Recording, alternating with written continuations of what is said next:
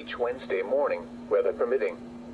If this had been an actual emergency weather situation, the warning alarm would have been followed by an actual watch or warning. Reception of this broadcast and the warning alarm will vary at any given location. This variability, normally more noticeable at greater distances from the transmitter, will occur even if you are using a quality receiver in perfect working order. To provide the most consistent warning service possible, the warning alarm will normally be activated for warnings in selected watches within a 40-mile radius of your transmitter. This area includes the following counties in the Winchester listening area: in Alabama, Jackson and Madison; in Tennessee, Bedford, Coffee, Franklin, Grundy, Lincoln, and more.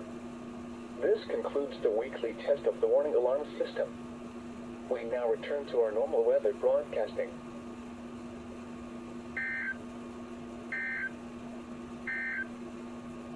Now here is the local forecast for the southern Middle Tennessee listening area. Extreme heat warning in effect until 7 p.m. Central Daylight Time this evening.